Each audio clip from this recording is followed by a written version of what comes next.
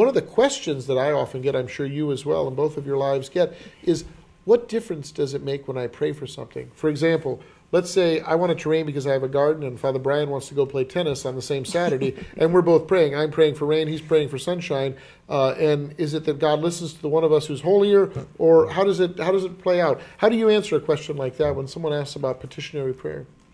Well, I mean, that's a tough question, and petitionary prayer raises theological questions for us that have been raised since early Christianity. I mean, it does pose questions. I mean, do we think that we're giving God information that he didn't have before? And we'd have to say no. Or do we think that we're persuading God not to be judgmental towards us when he might be otherwise? And again, I think we'd have to say no. We trust that God is loving and all-knowing, and that God has our best interests at heart. So the question, I think, is a good one.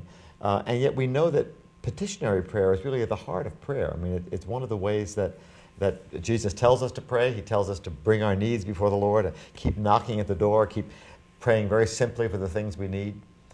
So it really is a part of the life of prayer, and ought to be, in some ways, the center of it. I always think that what we're really doing in petitionary prayer is being ourselves before God. I mean, at any moment, I'm a person with needs. I have my own personal needs. I may be ill. I may have worries. The people who are close to me may have problems. People who have asked me to pray for them have great needs. People, say in Haiti right now, or people around the world, come to the Lord with great problems. And when I enter into his presence and enter into this loving relationship, I try to bring with me all these things that I'm concerned about, and say, Lord, this is who I am. This is who my world is. We know that you love us, but to show us your love, and help me to show that love myself. So I'm trying to, in a sense, let his will and his care for the world become my will too. And I think to hop on that a little bit, Father Brian, is I think the fruits of the prayer come through it changing us. Prayer changes us.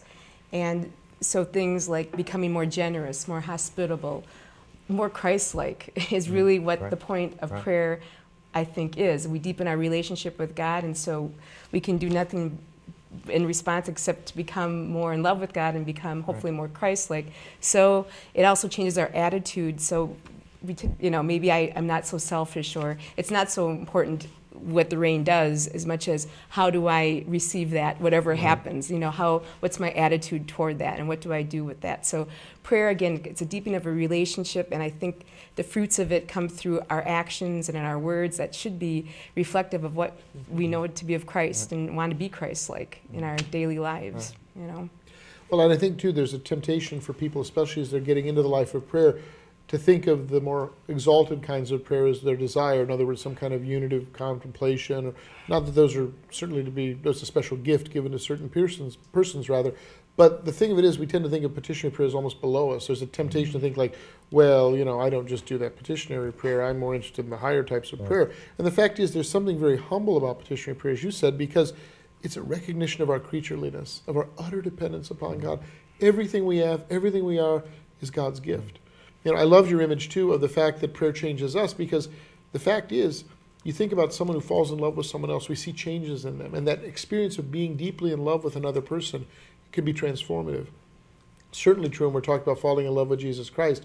Persons who are deeply in love with the Lord are transformed by that experience. Again, prayer not as merely an activity, but rather as a lived relationship, a deep communion that's transformative of each of us.